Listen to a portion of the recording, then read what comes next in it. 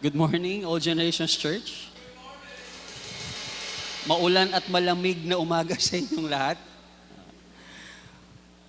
Today is a different day because somehow we are experiencing something, no? But there's an invitation every time we come closer. Not closer, when we come to worship the Lord.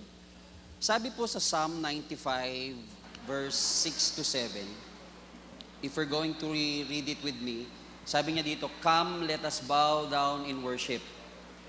Let us kneel before the Lord our Maker, for He is our God, and we are the people of His pasture, the flock under His care.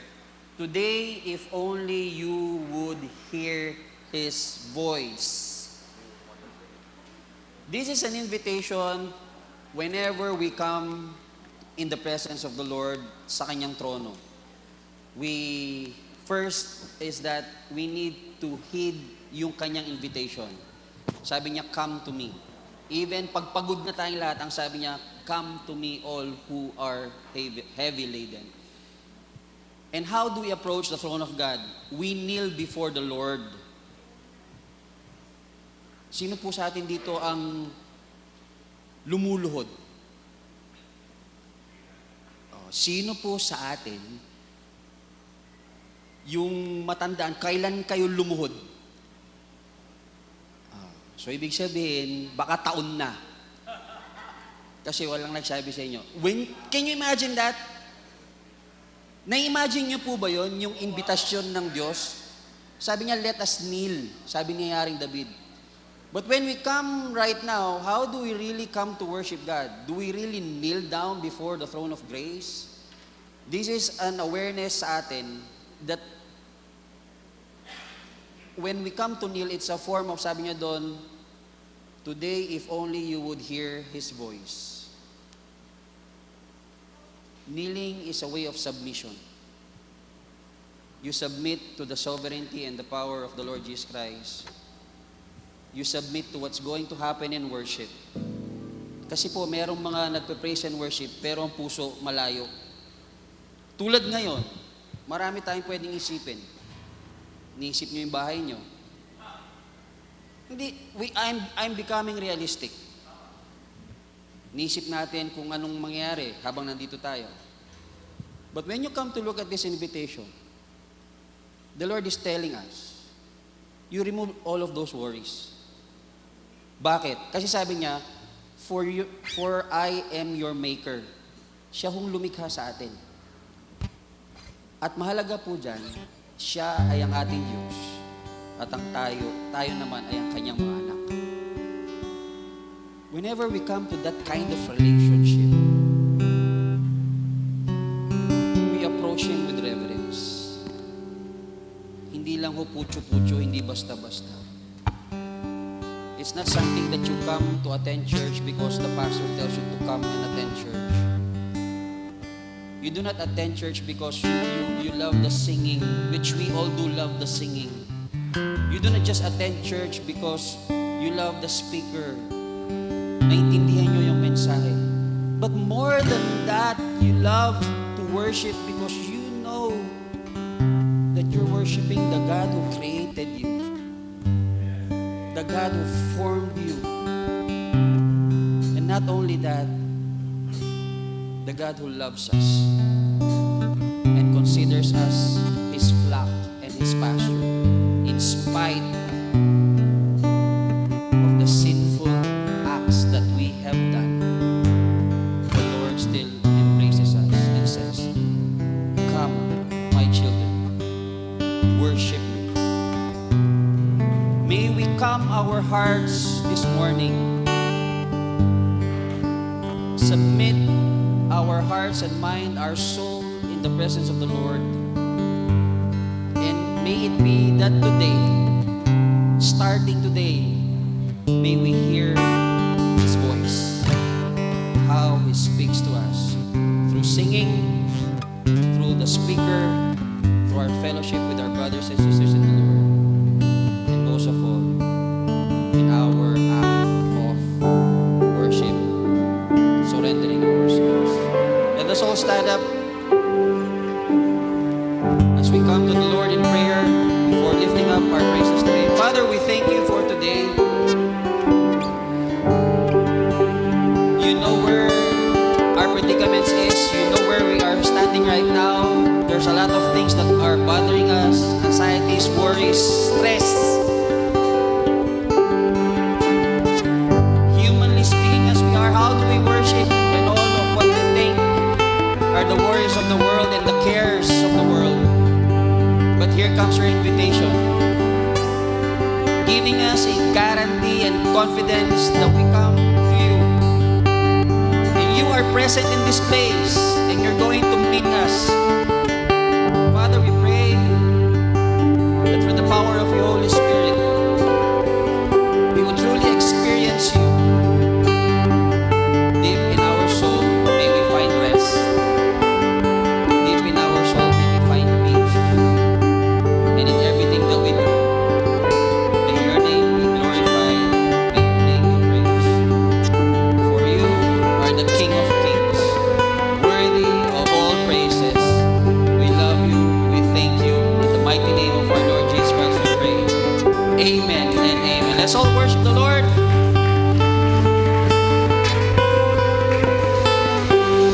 In the darkness we were awake, without hope, without light. But from heaven you came on, there was mercy in your eyes. You fulfilled the law and prophets. To a virgin came the word. From the throne of endless glory to a cradle in the dirt. We sing praise the Father. Praise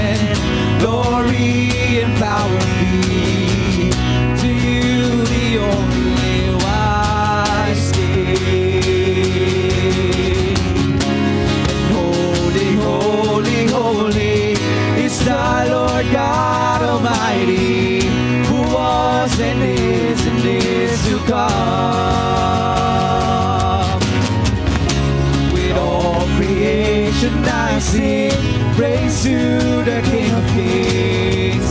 You are my everything, and I will adore you.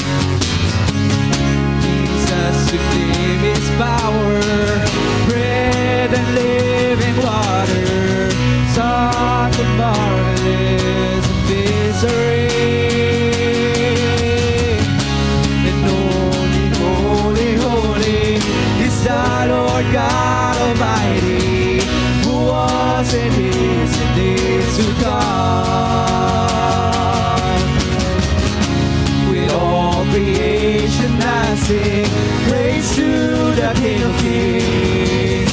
You are my everything, and I will adore you. Holy, holy, holy is the Lord God Almighty, who was and is to come. With all creation I sing praise to the King of Kings. You are my everything, and I will adore you.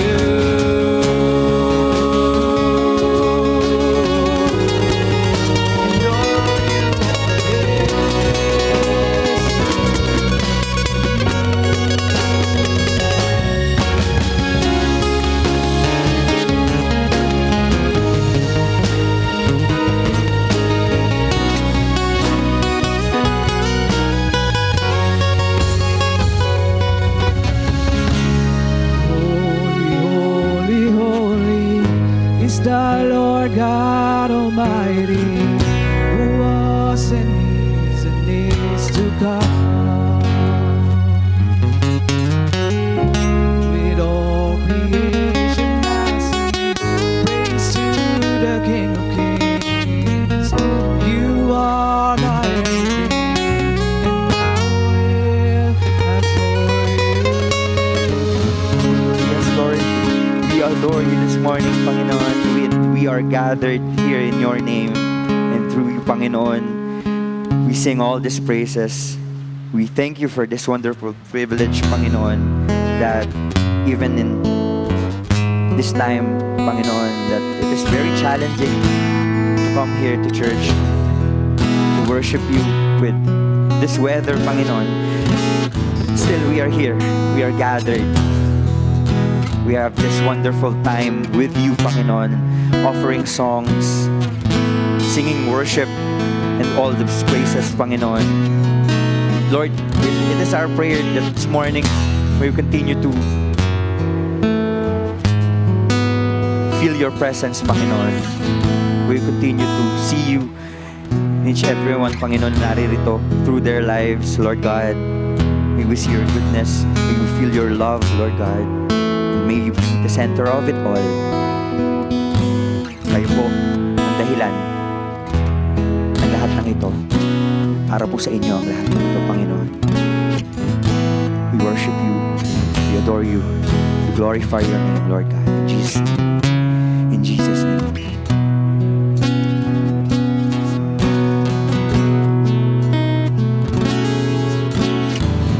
Jesus at the center of it all. Jesus at the center of it all. From beginning to the end, it will always it's always been you, Jesus. Jesus. Jesus at the center of it all. Jesus at the center of it all. From beginning to the end, it will always be, it's always been you, Jesus. Jesus, nothing else matters. Nothing in this world will do.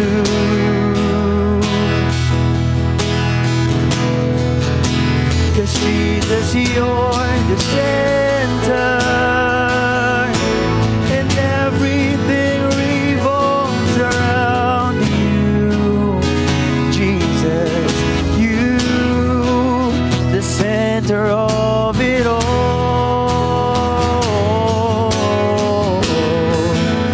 The center of it all.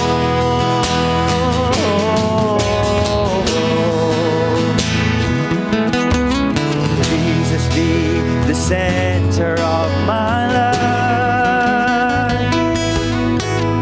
Jesus, be the center of my life.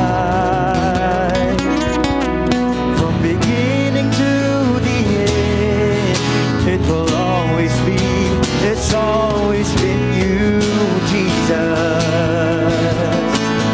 Jesus, nothing else matters. Nothing in this world will do.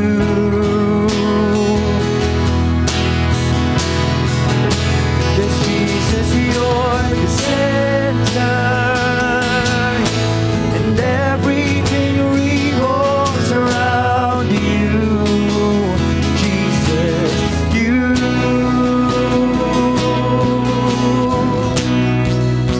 And nothing else matters.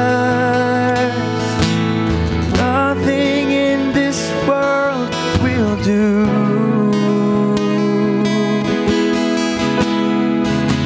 'Cause Jesus, you're the center, and everything revolves around you. Jesus, you. Sing from my heart to the heavens. Jesus, be the center. It's all about you. Yes, it's all about you. From my heart to the heavens, Jesus, be the center. It's all about you. Yes, it's all that we sing from my heart to the heavens. Jesus, be the center. It's all about you. Yes, it's all about you. From my heart to the heavens, Jesus, be the center. It's all about you. Yes, it's all about you.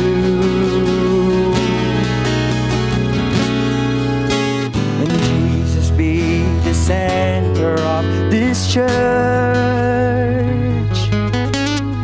Jesus, be the center of this church.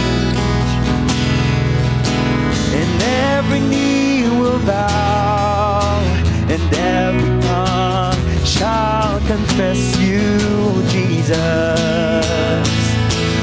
Jesus. Jesus.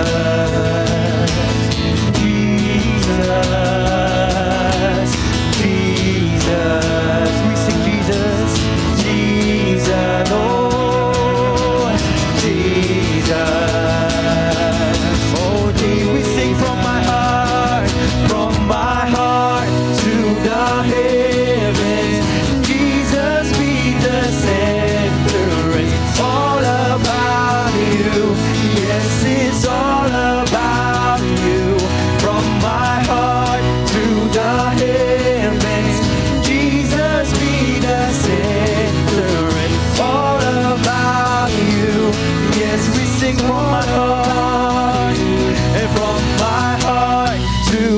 heavens. Jesus be the center. It's all about you. Yes, it's all about the voices. From my heart to the heavens. Jesus be the center. All about you. Again, we sing from my heart. From my heart to the heavens. Jesus be the center. It's all about. Yes, it's all about. We sing from my heart to the heavens. And Jesus be the center. It's all about you. Yes, it's all about. We sing from my heart to the heavens. Jesus be the center. It's all about you. Yes, it's all about you, Jesus. Palakpakan po natin ating Panginoon, and we'll continue to sing for Him. We'll continue to lift His name up high this morning. Worship you, Lord God. Worship you. Worship you.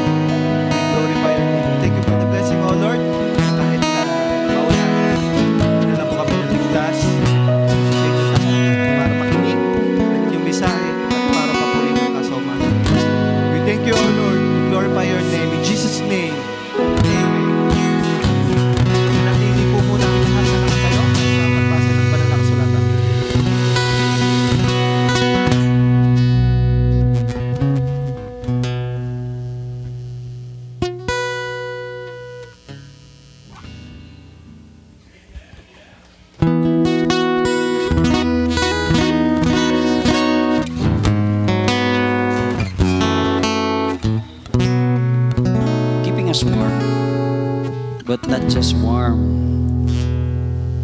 but enjoying your presence in this place. As we read from His Word, we will still do the same. Sisimulan ko po, and then kayo po susunodin. At the end of the verse, all of us will recite it with a loud voice. So, I'll start. We'll be reading from the book of Acts, mga gawa, 17, una, 1 hanggang 8. Simulan ko po.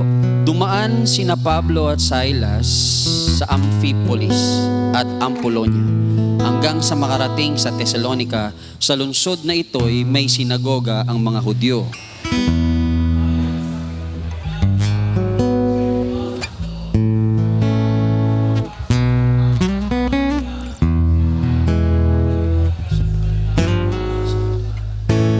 Ipinaliwanag niya at pinatunayan na kinakailangan magdusa ang Kristo at muling mabuhay. Sinabi niya, ang Jesus na ito na ipinapahayag ko sa inyo ay ang Kristo.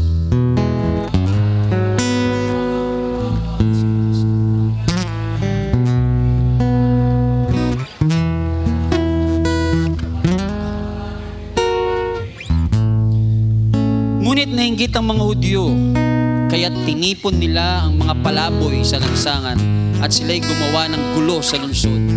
Nilusob nila ang bahay ni Jason at pilit na hinahanap sina Pablo at Silas upang iharap sa bayan.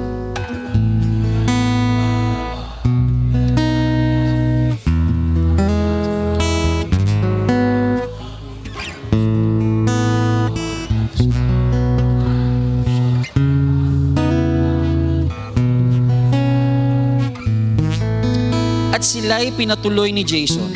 Nilalabag nilang lahat ang mga batas ng emperador. Sinasabi nilang may iba pang hari na ang pangalay Jesus. Sabay-sabay po nating basahin.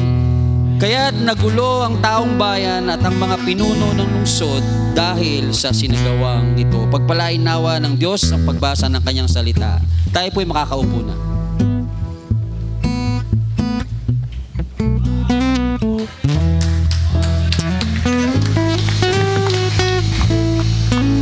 Mamaya po magmi-minute mingle tayo, and we'd like to request yung mga nandun sa kalahati at likod, lapit tayo dito. Okay ba yun? Mamaya pa, tayo po yung manalangin.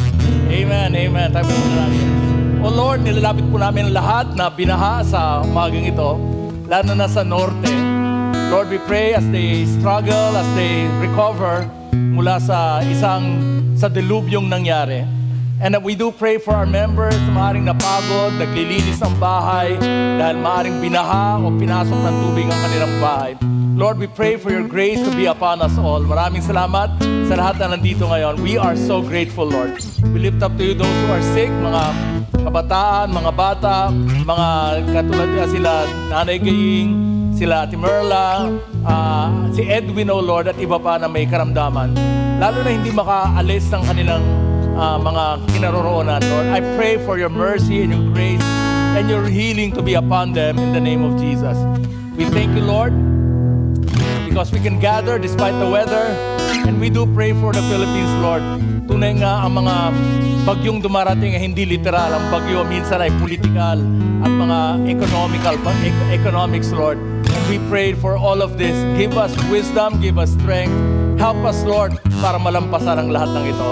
And then, Lord, bilang simbahan, we are committing ourselves, Lord, to do the work of the church, evangelism and discipleship, because that is our role dito sa aming bansa. In Jesus' name we pray, and all of God's people will say, Amen. Yeah. So, may Thanksgiving po tayo before we do our minute mingle. Thanksgiving po natin si lahat kayo nandito. Sabihin niyo sa katabi mo, buti na lang nandito kayo ngayon. Sabi namin nila, Fritz, kahit acoustic lang eh. Isang singer, gitara, tas kung 5 lang kayo, tuloy pa rin, amen? So, galing po ako sa Taguig, sobrang lakas ng buhos ng ulan, at pagdating ko ng C5, inisip ko, balik na lang kaya ako. Pero paglampas ko ng C5, papunta ng Cavitex, aba, nakita ko yung pinagpalang probinsya ng Panginoon, ang Cavite, pero lumalabas yung araw. Amen. Amen. We also would like to announce and thank God because sometimes God leads us to new directions sa ating buhay. At yan po ay si Pastor Joey po. Kilala niyo po si Pastor Joey. Siya po ay punta ng Canada. At dapat 6 months pero in-extend niya. And sabi niya he doesn't know kung kailan. But it may be the new phase sa buhay niya. And we want to bless him. Amen po ba? Pag-pray natin, pasalamat tayo sa Panginoon sa kanyang buhay. At nais ko pong gumawa ng greeting. Halika dito, Levi. Tulungan mo ako mag-greet para sa kanya, no? Yan. Sa taas. Yan. Yan. Sisigaw tayo. We miss you, Pastor Joey. And God bless you. We miss you, Pastor Joey, and God bless you. So, ako muna tapos sila. Ako, tapos ganun. Okay, ready? Pwede mong ganun. Tapos ganun. Tapos ganyan. Okay, ready. Pastor Joey, good morning. Today is Sunday. Buwabagyo. Hindi po kami ganun karami. But we are here to say, we miss you, Pastor Joey. God bless you. Yeah.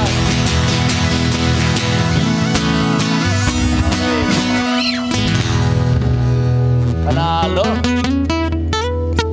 Minute mingle. Pag kayo nag-minute mingle, nakita niyo marami empty seats. Lapit po tayo lahat. Let's all stand and greet everyone.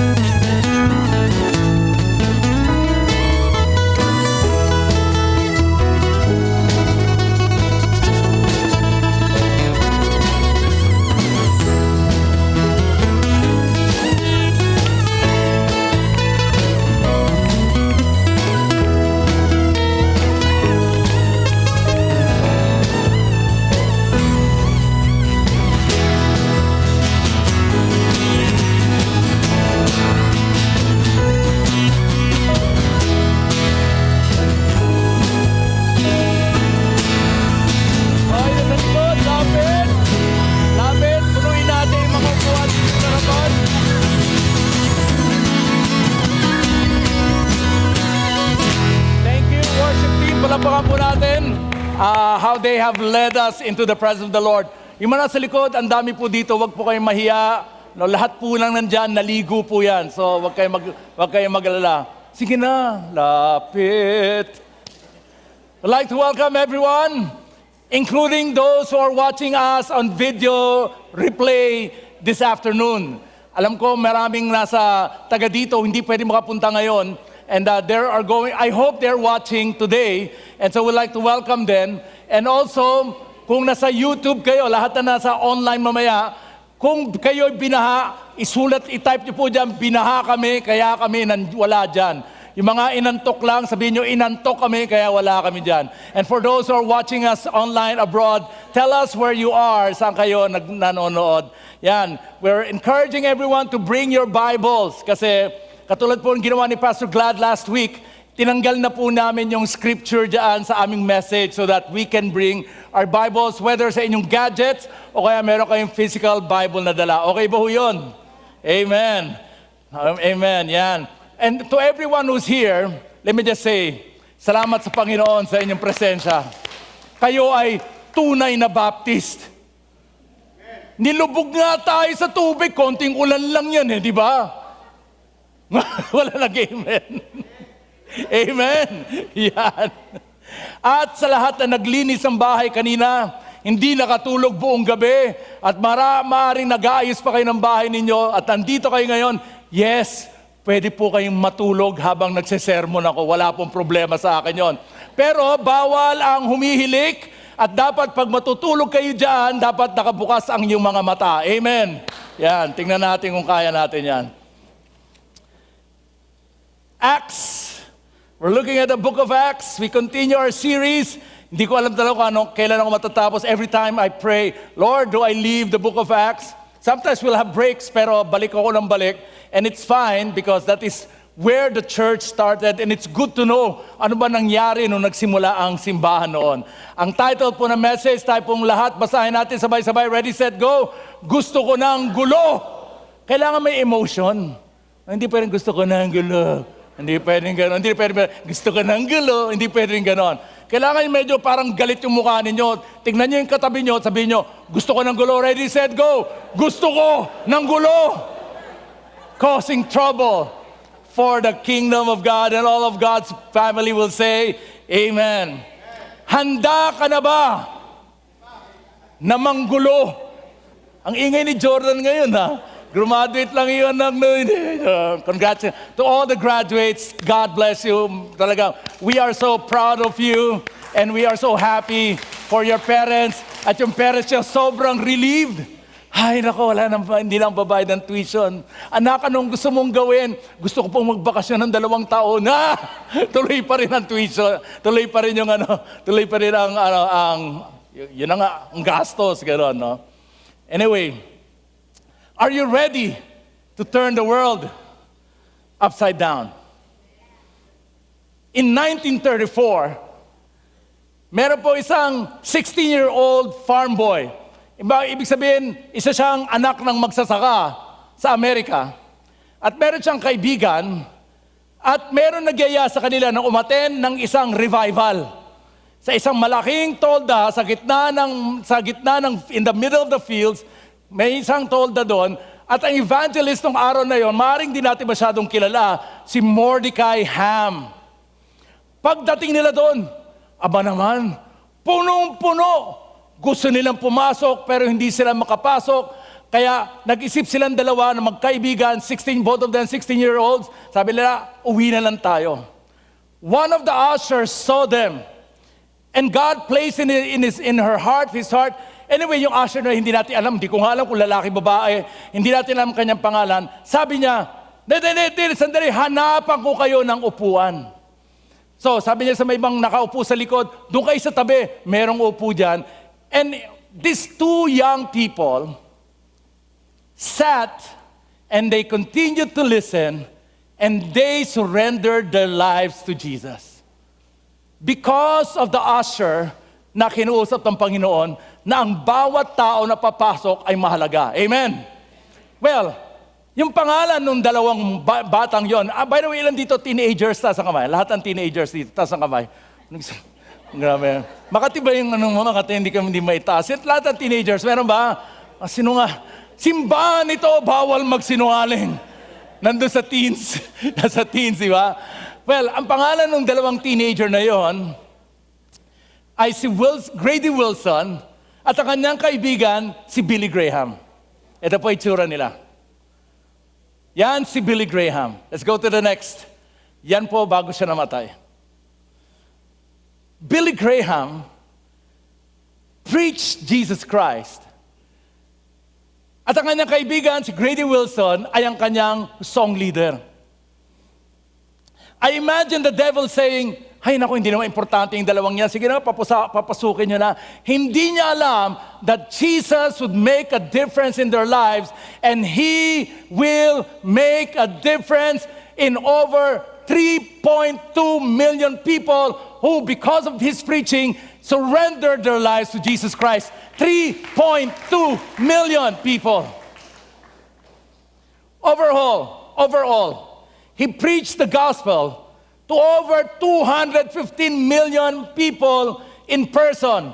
And in his television and radio broadcast, 2.2 billion people listened to him.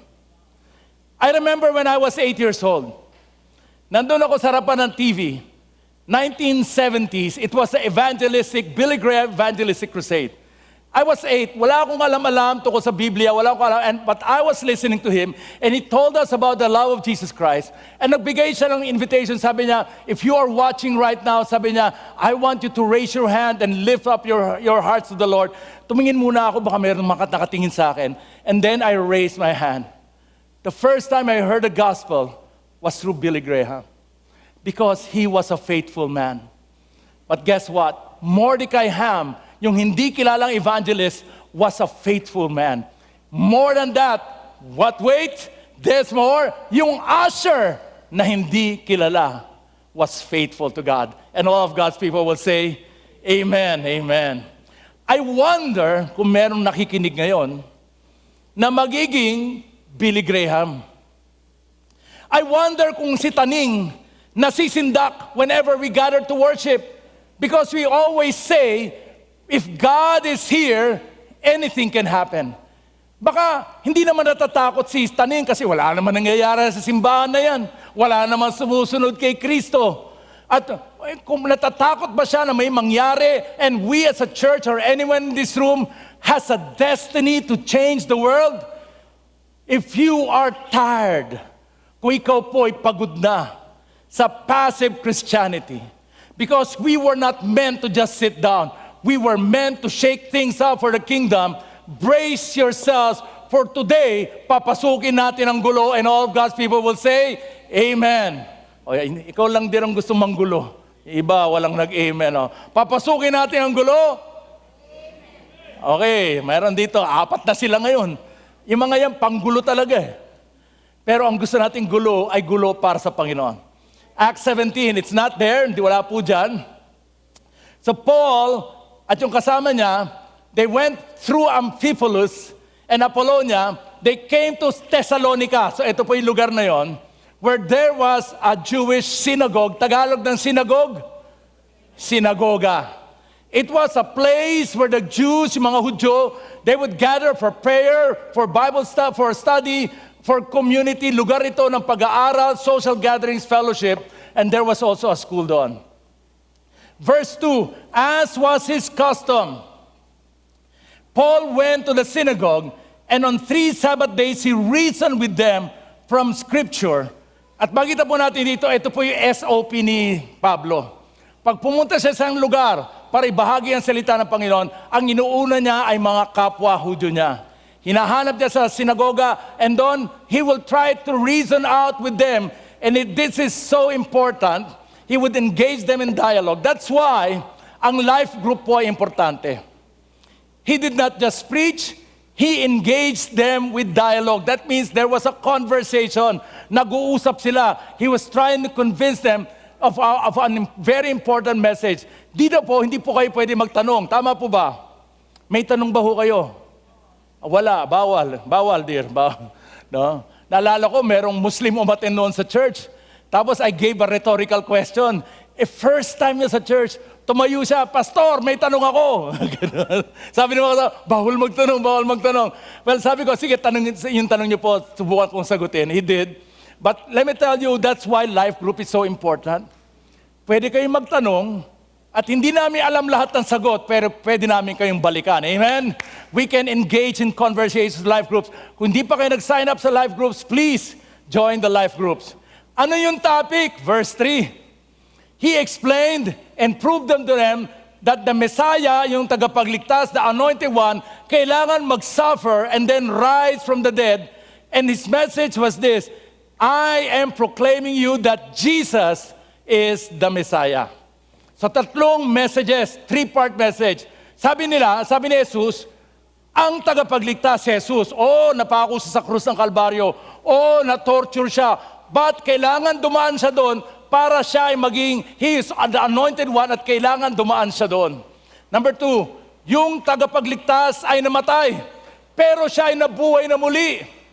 And Paul would use the Bible to prove, to dialogue, reason with them, and then the conclusion. At sabi niya, main message, yung hinahanap na tagapagligtas, ang pangalan niya ay si Jesus. Yan.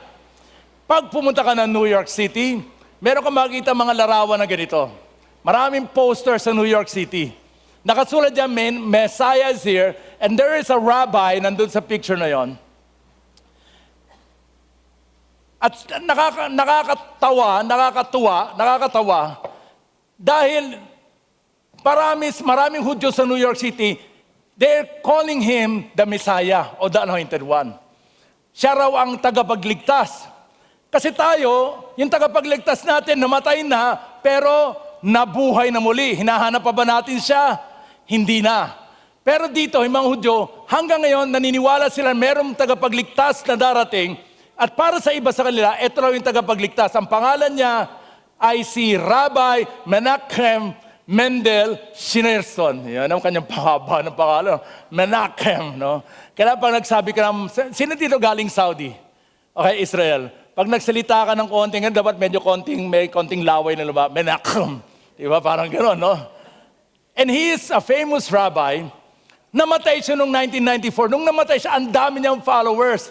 Guess what? They continue to believe. In 1994, nung namatay siya, hanggang ngayon naniniwala siya ay mabubuhay na muli. Kaya may mga posters na ganyan. Praise God!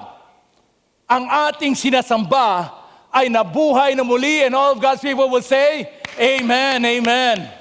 Well, some of the Jews were persuaded and joined Paul and Silas. Meron raw sumunod, katulad ng God-fearing Greeks and quite a few prominent women. So hindi lang Hudyo, pati mga Grego, which is fantastic. Kasi noon, ang iniisip ng Hudyo, ang reliyon nila ay para sa kanila lamang. Now, hindi po yan ang sinasabi ng banal na salita. Hindi po ang salita, ang pagpapala ay para sa lahat ng bansa. Pero there were some people who thought na ibang tao, katulad natin, mga hentil, hindi nangailangan ng kaligtasan. So what would happen was this is really remarkable. Talaga sobrang galing nito. Maraming naniwala na mga Griego. Pero more than that, there were quite a few prominent women. Amen. Sabi dito, ang nakakatawa, ganito po. Yung mga Hudyo, mababa ang tingin nila sa mga hentil. No? Sino ang hentil? Pag hindi ka Hudyo, ikaw ay isang hentil. So tingnan mo yung katabi mo, mukha ba siyang hentil? Ang sagot ay yes. Lahat tayo ay hentil. Mababa ang tingin nila sa mga hentil at mababa rin ang tingin nila sa mga babae.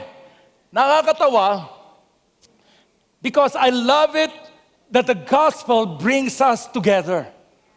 Not no matter where you are from. Hindi kailangan Hudyo ka. Ano man yung status mo, babae o lalaki ka, tayo ay pinagsama-sama ng salita ng Panginoon. And all of God's people will say, Amen. Rich and poor, nakapag-aral o hindi, anuman na estado mo sa buhay, dito sa Allgen, welcome home everyone. But wait, there's more. It's amazing na ang kababaihan palaging binabanggit. Sabi dito, there were quite a few prominent women. Now, ito po yung early church. But even during the time of Jesus, ang mga kababaihan ay may role sa kaharian ng Panginoon. Amen? O, lakas na ng konti yung mga babae. Si lang na-convince, no? So, ang mga babae ay may mahalagang gawain sa kaharian ng Panginoon. Amen. Mga lalaki, sumang-ayon naman kayo.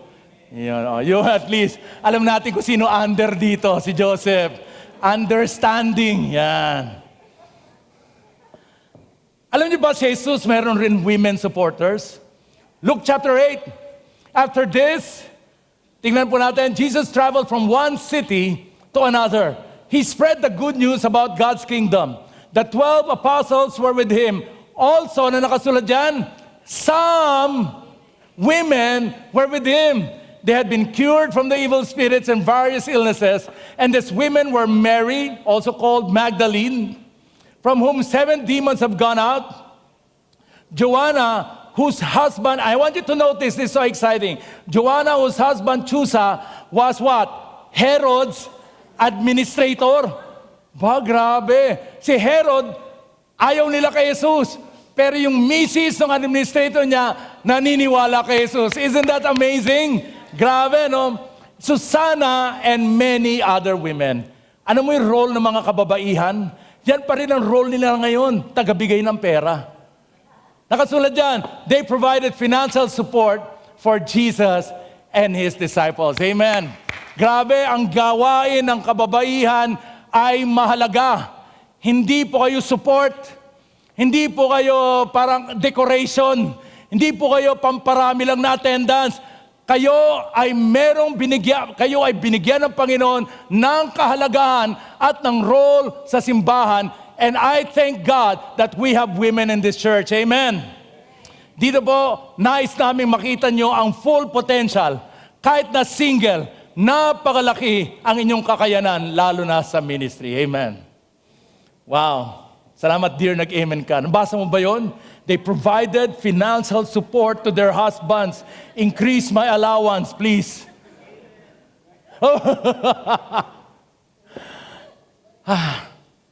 By the way, wala pong pinakamahalaga sa gawain ng simbahan. Ang lahat ng ating ginagawa, maliit o malaki, ay mahalaga. Yung nasa media, yung nasa sound system, yung hindi natin nakikita dito, ay mahalaga sa mata ng Panginoon. Amen. Let me also say, nung bibigay ka ng kape, you are following up after worship. Nobody sees you. Yung ginagawa ninyo ay sagrado, kasing halaga ng ginagawa namin dito sa platform. Amen. And by the way, ito po ay hindi stage. And we are not spectators. Itong stage, yung buong lugar, pati sa jam. Let me tell you today, they are not just stage, hindi po stage para makita ng tao. Ang lahat ng ito ay altar para makita tayo ng Panginoon. At ang ginagawa natin ay offering para sa Kanya. Amen. Amen. Sabihin mo sa katabi mo, mahalaga ka pala. Magkano ka ba? Ganoon. Number 5, verse 5. Hindi po lahat kasi natutuwa sa salita ng Panginoon. Verse 5, but other Jews were jealous. And they rounded, wala pala dyan, babasahin nyo sa inyong mga Biblia. So ang ginawa nila, nakakatawa yung Tagalog. Yung Tagalog, kinuha nila mula sa marketplace. Anong klaseng tao? Nakita nyo ba kanina? Nabasa nyo ba? Mga palaboy. Palaboy, sorry. Sorry po. Minsan kasi nahirapan talaga ako eh. Para nakakasar, alam mo yung NDRMC warning sa telepono, lalabas ang text. Pero kung naka-phone ka, magsasalita yun. Kung nasa kotse ka, naka-Bluetooth ka, magsasalita yung word, no? Yun, sabi niya, typhoon warning, everybody please be careful. Darating ang isang bagyo, mag-ingat po dahil sa mga pagbaha. Sabi ko, grabe. Pati yun, in-AI pa no? Alright. So, hindi lahat natuwa. So, tinawag nila lahat ng siga, lahat ng mga tambay, gumawa sila ng parang gang o mob at nanggulo sila sa buong syudad. So ito po yung unang panggulo. They went to Jason's house kasi doon nakatira si Paul and Silas. They in search of Paul and Silas para dalhin sila, bugbugin, guluhin ang dalawang yon. Well, let me just say, not everyone likes the gospel. Kung kayo ay na-born again, hindi po lahat natutuwa na na-born again ka. Iba nga sa inyo, nachichismis. Masarap pa.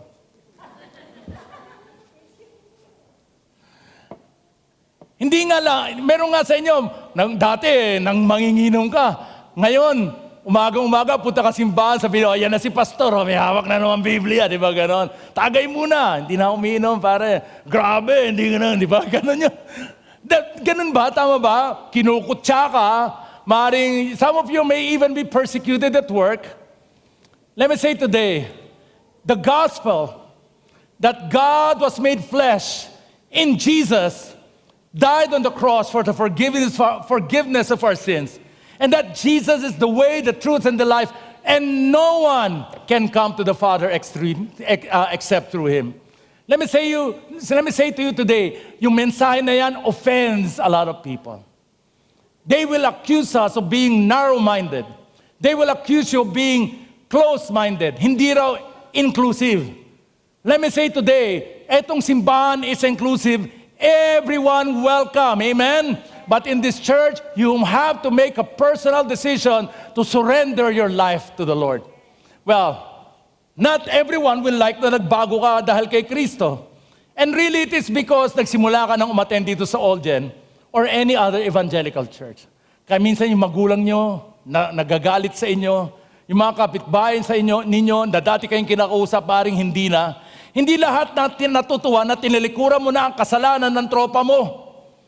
Baka kinukutya ka si pare, wala nang pakisama, o maring hindi ka na nagpapakopya ng assignment sa school. O sa trabaho mo, ayaw mo nang gumawa ng mali, mandaya sa employer mo because you're insisting on doing what is right.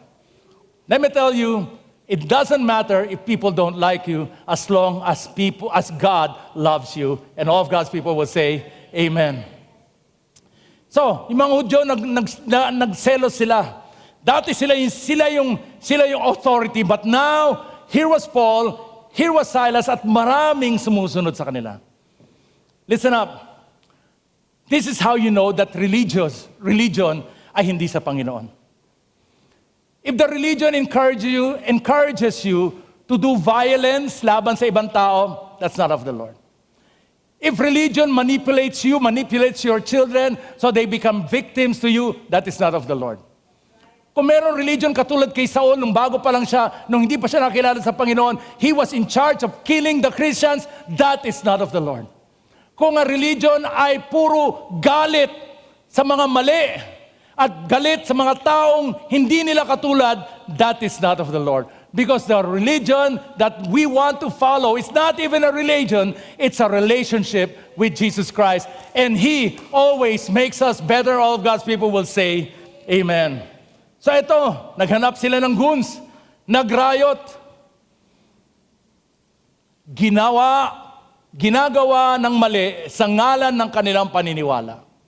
Hindi sa Panginoon yon. Kaya, merong isang religious leader, ngayon, na-extradite na sa US for human trafficking. Hindi siya sa Panginoon. Verse 6. Tingnan po natin, and this is my favorite part no, sa verse. Let's put it there. I think I put it there. Okay? But when they did not find him, basahin po natin, they dragged Jason and some other believers before the city officials shouting, ito po, I love this accusation. This man who have caused trouble all over the world has now come here. Unfortunately, yung hinahanap nila si Pablo ay wala. Kaya binuo sila ang galit nila sa may-ari ng bahay. Verse 7, and then Jason welcomed them into their house. And these were the accusations. They were defying Caesar's decrees, number 1. Yung batas si Caesar tuloy, si Kuya Caesar, si Emperor Caesar pala, Emperor Caesar, ay hindi nila sinusunod. I don't know kung ano yung mga batas na yon. And they were saying that there was one other king, not Emperor Caesar. The true king is Jesus. Amen. When they heard this, the crowd was thrown into turmoil. Talagang nagkagulo talaga nun. Now, let me just say, Jesus, while we have received Him into our lives as Lord and Savior, He is still offensive to some. Offensive. Nung panahon na yun, pag nagbatian, paano ba tayo magbatian sa Cavite? Kanya nagkasalubong tayo, paano yung batian? Kasi pag nakikita ko si Pastor Ding, sabi ko, kumusta Pastor Ding? Sabi niya, kain tayo. Ganun ba yung pagbati dito sa Cavite? Kain tayo, ganun. No? O kaya, sa Batangas, no? Sa Batangas, dati meron kami mission point doon. So naglalakad kami para mag-share ng gospel. So nangyayari, may mga nakakasalubong kami. Tapos ang bati nila sa amin, parang kita, sa kagaling, no? Sa kapupunta, parang gano'n, no? Tapos kami, dyan lang po may galing, doon po kami pupunta. Tapos mamaya, saka pupunta, gano'n mga taga Batangas. So, doon na sa lugar na yon, nakalimutan ko yung pangalan. Tapos talaga, siguro mga pang-10, saka pupunta, ang sagot ko na, pakialam nyo. Pero it was just a greeting. Parang, ano ba yung mga greeting natin? No? Mga greeting, Korean greeting. Ano yung Korean greeting? Annyeonghaseyo. Di ba? Mga Japanese, anong Japanese greeting? Hoy, Konnichiwa, di ba? Sa Thailand, sawadee ka, di ba? Kailangan mo, well, noon, yung mga mananampalataya, pag sila nagkasalubong, sasabihin nila, Jesus is Lord.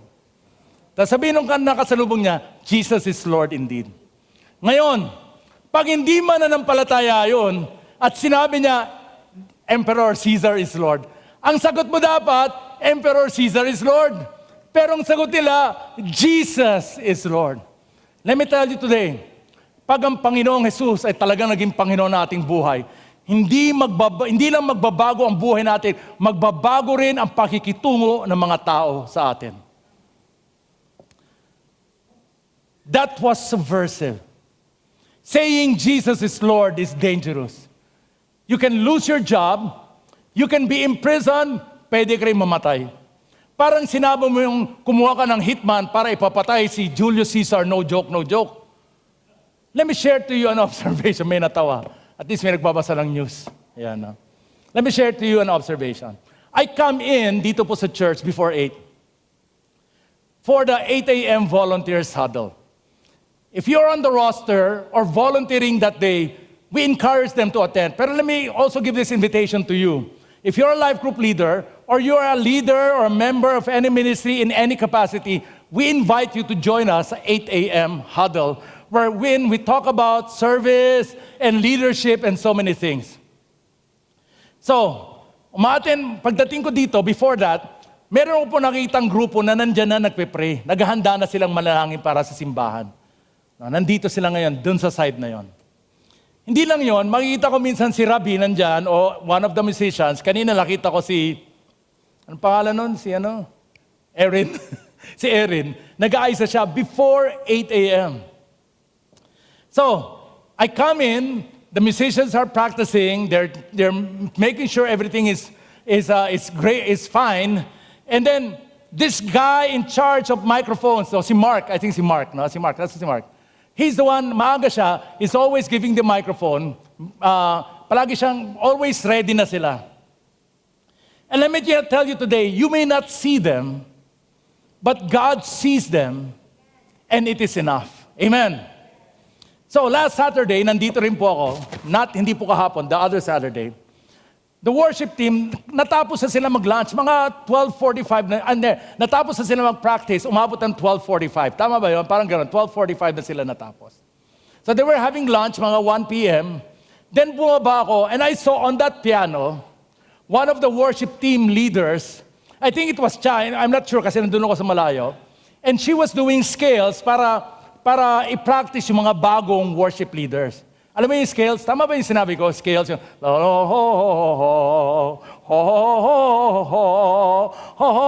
wala pa, umulan na. Ganon. Nagpa-practice sila. And they were having lunch, pero si Cha nandito because she had to practice them. Let me tell you, nobody sees her. But God sees her, and that is enough. Punta ako sa 3rd floor. Nandun si Tin. He was training some of yung mga bagong youth on how to do their daily devotions. Konti lang sila, but they were eager to learn. I will tell you today, lahat ng binanggit ko, wala pong namilit sa kanila. O may sense of obligation. They are not paid to do it. They do it because, number one, our first point is this. Our work is greater than what we actually do. Amen. Yung ginagawa natin, mas malaki ang rason para sa paggawa na yan. We think we are just worshiping, singing songs, lifting hands, listening to a message. We think we're just trying to gather a crowd on Sunday. Mahalaga yung crowd, pero let me tell you today, we are here to make disciples, not just go for high attendance. Amen. Amen. Disipulo po ang nais namin mangyari. So everything that we do, everything we wish to see, lahat yan ay nakaturo sa dalawang bagay. Evangelism, na makilala ng mga tao si Jesus, and discipleship, na lumago sila sa kalaman, intimacy, at pagsilbi sa Panginoon. And all of God's people will say, Amen. So yesterday, paakyat po ako ng BGC. Galing ako C5. May rampa para paliko, papasok ng BGC. About 3 months ago, I noticed this older lady, nandun po siya, nagbebenta siya ng basahan. Talagang hanggang hapon siya, umulan o may araw, nandun po siya, nagbebenta siya ng basahan. So 3 months ago, the Lord already told me, bigyan mo siya. I want you to bless her. Pero nagkakaroon na sa wrong lane ako, o minsan wala siya, o minsan nag-go na. Pero yesterday, konti lang sakyan, kahit na green, sabi ko, tatabi ako at aabutan ko siya. So tumabi akong gano'n. Nagbigyan offer na agad siya ng basahan. Tapos sabi ko, Ma'am, sinabi po sa akin ni Lord, bigyan ko itong pera sa inyo. Hindi ko po sabihin, 1 million. Ay hindi po 1 million. Nagbigay ako sa kanya. Sabi ko, God bless you po, and I want you to know that Jesus loves you. Tapos sabi niya, alam ko po yun, mahal ako ni Jesus. Wow, praise God. Nagbigay siya ng basahan, naka-plastic. Ang laman ng plastic, yung basahan at pasugo. Alam niyo kung ano yung pasugo? Ayun. gusto niyang magbago rin ako. Sabi ko, ma'am, gusto ko lang sabihin sa inyo, si Kristo po ang namatay sa krus para sa Kalbaryo. Hindi tao, hindi reliyon, hindi grupo ng mga tao, si Kristo lang po. And I want you to know right now, na pag siya ay nasa iyong puso, pag sinurrender mo ang buhay niya, and kami ni Ruby, we were just engaging her, pero may pila na sila so we had to leave, and we just ended by saying, I love you. This is the amazing part. God was ready to share the gospel to her, and here she was, determined na gamitin yung trabaho niya para maibahagi niya yung kanang paniniwala o pananampalataya sa akin. And I wondered, paano kung tayong lahat, gagamitin natin ang ating posisyon, gagamitin na nating trabaho, at gagamitin natin ang ating impluensya para ang mga tao, katulad ng matandang yon, wala siyang influence. Pero she was determined to share her faith. So babalik ako doon, sabihin ko sa mali ang, hindi ko gaganin yun. No. I want to bless her. I want to give her daily bread. I want to give her something. Amazing, di ba? Bakit? Ang primary na gawain natin ay magbahagi ng salita ng Panginoon. I wonder if every one of us was determined to share our faith katulad niya. Will our world turn upside down? By the grace of God, we are trying to create space. Palagi ko sinasabi, we cannot transform you. The preaching cannot transform you. The worship cannot transform you. Your life group leader hindi pwede magbago sa'yo. Only the Holy Spirit can change us, and all of God's people will say, Amen. What we are doing is being obedient, share the word, make an atmosphere, make a safe space so that people can hear the word of God. Amen. Which brings us to number 2. The unseen work matters as much as the seen. Yung hindi natin nakikita ay mas mahalaga pa kaysa sa nakikita natin. People see attendance. We see, dito po sa Allgen, we see potential disciples. Not just disciples, but we see potential leaders. We see you as future disciplers. People see an hour and a half on a Sunday, nasa simbahan, nananalangin, nagsumasamba. We at Allgen know that there is a world that we cannot see. Yung katabi nyo, nakikita nyo, tingnan nyo yung katabi nyo, nakikita nyo ba siya? Siyempre naman, kasi physical nga eh. Pero there's also a spiritual world. Everybody say, spiritual world. Do you believe that the presence of God is here? Amen. Nandito ba siya ngayon? Nasaan? Hindi nga nakikita. Do you believe that angels are here right now? Yes. Worshiping angels, warrior angels, Hebrews says, ministering angels are in this place right now. We cannot see them, but the Word of God assures us na nandyan lang sila. God is here. We know that because the Word of God says He dwells in the praises of His people. Never forget, hindi lang tayo nag-gather physically na walang rason. What we do is an important spiritual work because the Holy Spirit is here. Well, last week si Pastor Glad nag-preach. Tapos ginamit niya ang illustration, yung video ni Avengers. Tama ba? Naalala niyo yun? Ito na si anong pangalan? Grabe naman. Sino yun? Captain America. No, Captain America. Yun. Si Captain America was there. Yung kanyang shield, putol na. Pagod na siya. Bagsak na yung kanyang katawan. At ready na siya sumurrender. Eto si Thanos. Kulay violet. Anong klaseng kaaway kulay violet? Ang daming army, ang daming mga spaceship na lumabas. Mag-isa si Captain America. Ready na ba siyang sumurrender? Hindi.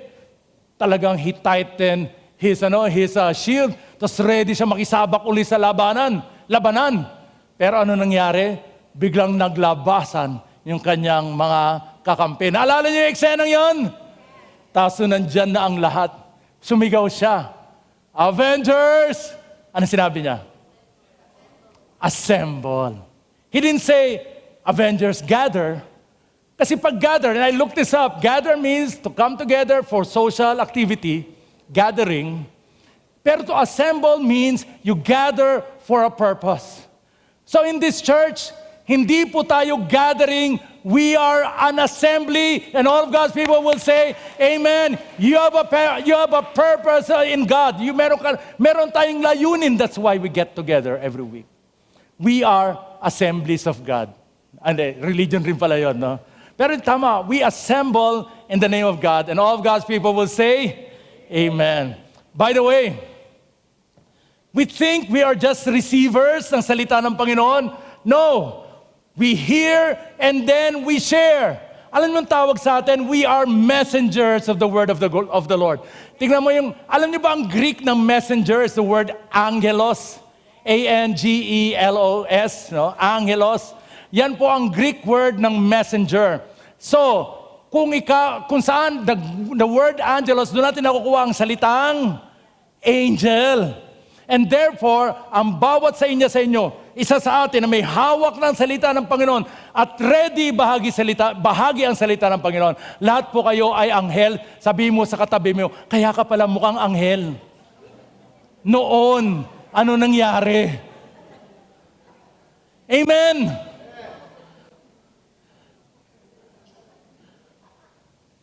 Because you are carrying the message of God.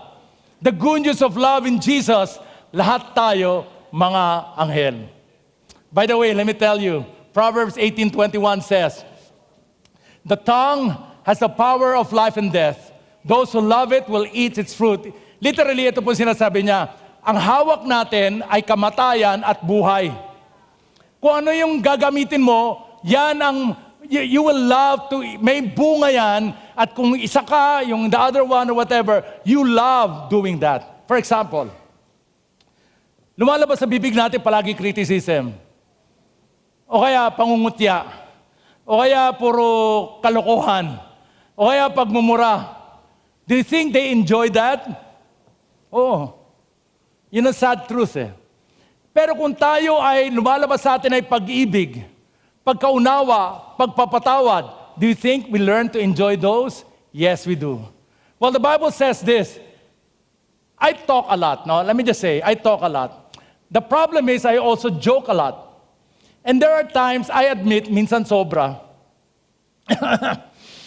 And I've been called out many times. They have gone to me, at sinabi, Pastor, baka sobra na yung joke mo. Ganon. I want to say, sa lahat ng who have come up to me, thank you for pointing it out. Masakit. At gaganti ako balang araw. Hindi. Masakit, pero kung totoo, ayusin ko. Amen. So thank you for calling me out. Kung meron akong maling ginawa, maling nasabi, please tell me, talk to me, don't talk about me. Amen. Nakita niyo yung difference. If somebody offends you, talk to that person. Don't talk about that person. Sapagkat ang tawag sa talking about the person is called gossip. Yun na nga. Back to the power of tongue. In this church, we are more than just encouragers. We are more than just doing or saying the right thing. We literally have the power of death and life in our hands. And the life that is in our hands is the name of Jesus Christ and brings life to everyone who hears it. And all of God's people will say, Amen. That's it. That's the message. The message used by the Holy Spirit in us brings about transformation. Hindi lang sa atin, pero para sa ibang tao. Ano yung mensahe yun? This Jesus I am proclaiming to you is the Messiah. I want you to know today, we have more than words in our hands. Alam ko kanta yun. At iba sa inyo kumakanta na, more than words. Never mind. Our message, the good news is this. Jesus Christ is disruptive. Sa Pilipino, mapanggulo ang mensahe ng Panginoon. There's a Tagalog word na napakalalim at baka meron dito sa Cavite nakakaalam ng salitang yon. Ang ibig sabihin po noon ay mapanggulo. Ito po yung salitang yon. Lagay po natin sa screen, makatugaw. Sino nakakaalam ng makatugaw? Pastor Ding, di mo alam yon? Sa akin, lilibre ko kayo ng Soler. konting hindi gambling, kain, ganon. Makatugaw. Yan ay nanggugulo. You see, when we see people being saved, they are not just coming to know Jesus Christ. Ang buhay nila ay binabago. Ang buhay nila ay ginugulo. Yung hindi makapagpatawad, natututong magpatawad. We have had, since the beginning of this year, 33 baptized, 9 transferees. Nagma-meeting kami si Pastor Vic, naiyak pa dahil hindi yun ang target nila. Pastor Vic, this year is not over yet. We can still reach our goal. And if by prayer, let me tell you, we can reach even more than the goal. More than what we expect. Because our God is a God who does more than what we can imagine. Amen. We saw 5 couples get married 3 Saturdays ago. God sees relationships being strengthened, their kids finding security, dahil sa wakas, kinasal na si mama at saka si papa. Amen! We had 24 graduates. They were ready to share the gospel. According to reports, 80 during their training prayed to receive Jesus. We officially count about 270. Naku, ang dami nun. Nasa na yung iba dumadaan dito sa alis. We understand that. We've had about 200, hindi ko alam kung tama, 114 visitors since January. Let me tell you today, this is what's happening. We see those numbers, pero nakikita ng Panginoon, binabago niya ang lahat ng buhay nila. Lahat ang binaptize, lahat ang nag-surrender, lahat ang nag-pray to receive Christ, binabago ng Panginoon ang kanilang buhay. Ginugulo ang kanilang buhay. Kasi yung mali, ginagawang tama. Yung hindi pagpatawad, natututong umibig. Let me tell you today, what we have, ang hawak natin sa kamay, ay may potential na manggulo sa buhay ng mga tao. And all of God's people will say, Amen, Amen. Why is this happening? Because like Paul, our message stays the same. Jesus is the Messiah. Number 3, at dito po tayo magwawakas. It's time to get out of our comfort zone and into the battle. Walang spectator sa simbahan. Walang bench warmer. Lahat ay expected to play. You see, we do not just settle for comfort.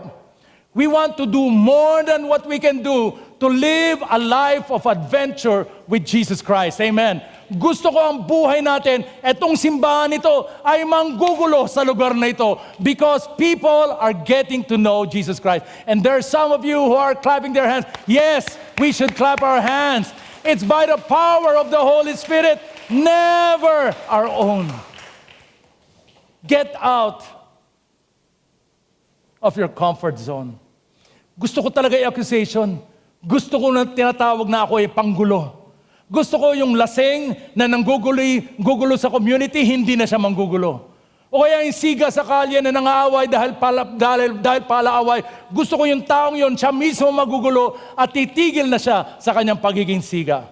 Yung nawawala ng pag-asa sa buhay, gusto kong guluhin ang buhay niya at malaman niya na may pag-asa sa Panginoon. Yung naghahanap ng pag-ibig at kung kanino-kanino na lang napupunta at madalas ma-heartbroken, gusto kong guluhin ang buhay niya at sabihin sa kanya, may tunay na pag-ibig kay Jesus, may forever kay Jesus. Yung natatakot sa kanyang kinabukasan, gusto kong guluhin ang buhay niya at malaman niya na may plano ang Panginoon sa kanyang buhay. Gusto ko yung magkaroon siya ng buhay na ganap at kasiyasiya. Yung mga mag-asawa na parang wala na spark sa kanilang buhay, let me tell you today, you can know Jesus. Gusto kong magulo ang buhay ninyo at malaman ninyo na kung kilala nyo si Kristo, mas lalong lalawak ang inyong pag-ibig para sa isa't isa. Yung nalilito sa patutunguhan ng buhay niya, yung walang direksyon, nais kong guluhin ang buhay niya at makapagsigaw siya that His Word is a lamp unto my feet, a light unto my path. Yung batang nasisigawan at nasasabihan na wala siyang kwenta at wala siyang patutunguhan, gusto kong guluhin ang buhay niya para malaman niya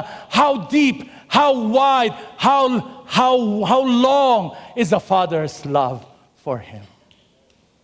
Guluhin natin ang pamilya natin. Guluhin natin ang mga kaibigan natin. Ano yung panggulo natin? Ang pangalan ni Jesus. Ayoko ma-encourage lang tayo. Ayoko yung spirits natin, na-lift yung spirits, gumaan ang pakiramdam. Okay yun, pero hindi yun ang mahalaga. o manatili tayo sa kaugalian, kailangan natin magbago para sa Panginoon. Tama na ang pagiging tagapanood. It's time to get in the game. Ang ating panalangin, ang aking panalangin, ay nawa magulo ang ating pag-iisip, magulo ang ating puso, at magulo ang ating buhay, at magbago ang trajectory ng ating buhay, magkaroon ng transformation sa ating buhay dahil sa banal na Espiritu. In the book of Acts, the early church was completely battered. Ang dami nilang problema. But Acts 9:31 says they continued to grow. Let's see why. So the church, basahin natin lahat, throughout all Judea and Galilee and Samaria, what? Had peace and was being what? Built up and walking in the fear of the Lord. That's number one. And in the comfort of the Holy Spirit, number two. What happened? They multiplied. Amen, amen, and amen. In 2007, there was a group of South Korean missionaries who decided, 2007, gera-gera pa nun sa Afghanistan.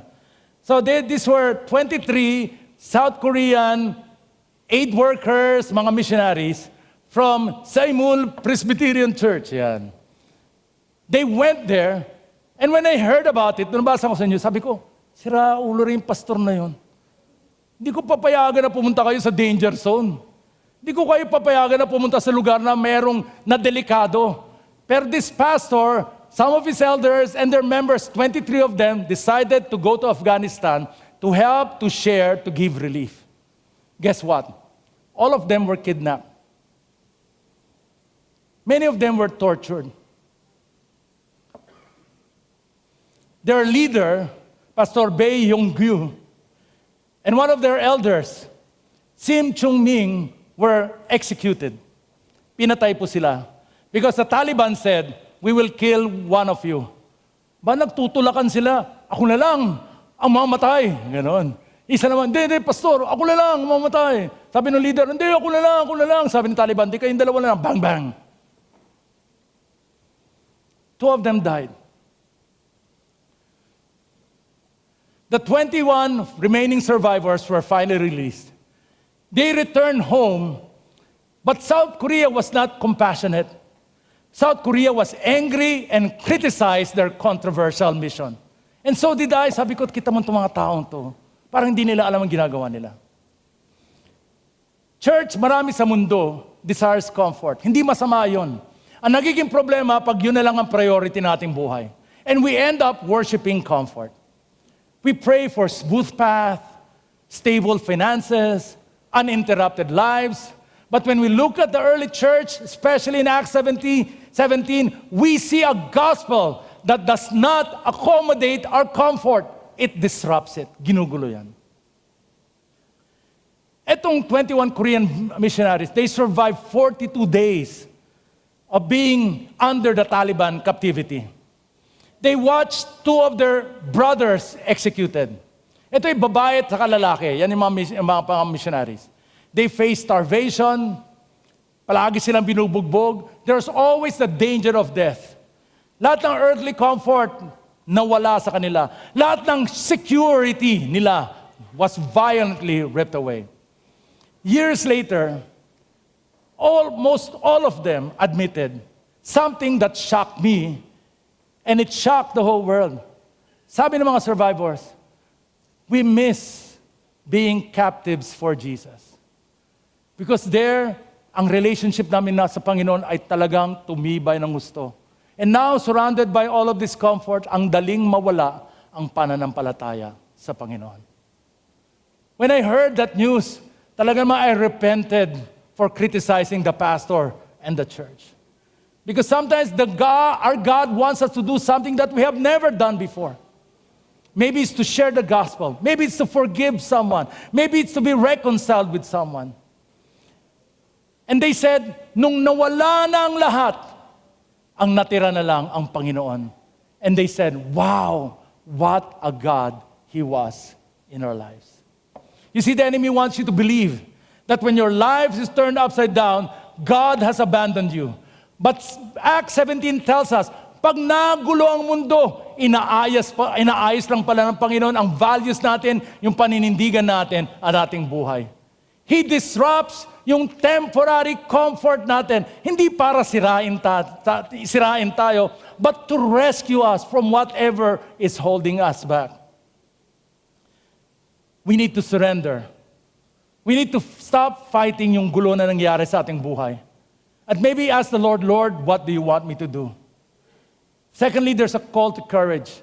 Because following Jesus is dangerous. It means letting go of something that you're comfortable with. If you're ready to stop playing it safe, stop living a compromised life, we need to ask for holy boldness. Finally, let's stop asking God for an easy life and start asking Him for an unshakable faith. Let's all stand. Worship team, come up. Heads bowed, eyes closed. Panginoon,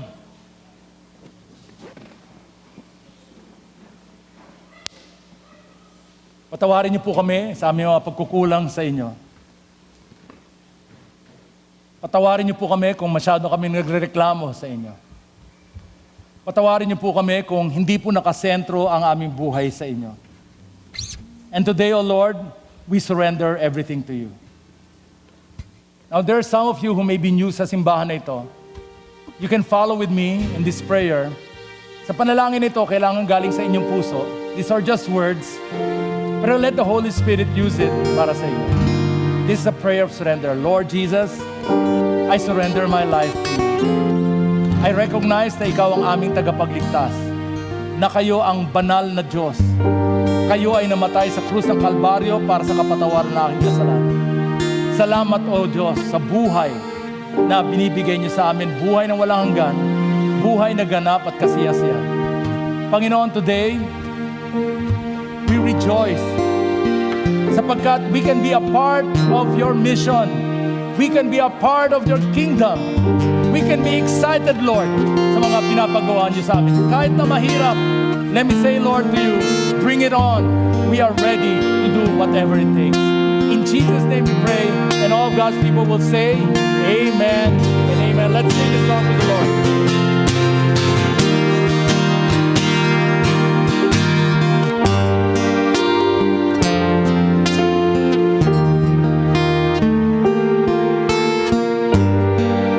There's a name that levels mountains,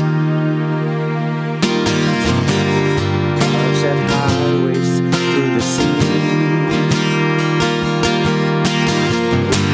I've seen His power unravel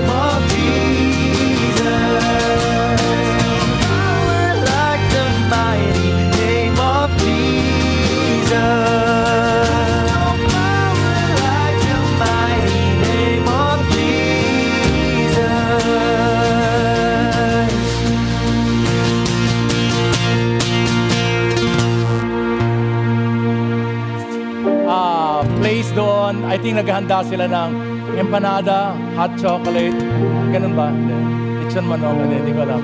Pero we want to know you more. We want to be more engaged sa inyo. Please visit us doon. And also, thank you once again for joining us dito. Alam kong nagbabadya yung bagyo, pero you are all here.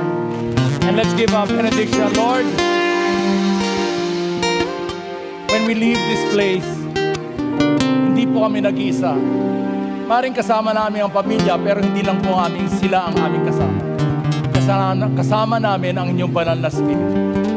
Help us, Lord, now to be bold, to be able to see the things that you are able to see, and to respond sa inyong mga tawag sa aming mga puso. Salamat o Diyos na kayo ay Diyos na buhay. And indeed, there is power in the name of Jesus. So in Jesus' name we pray all of these things. All of God's people will say amen and amen. God bless you. And as we leave and rest with the power of the Lord, let's continue to sing the bridge part of this song.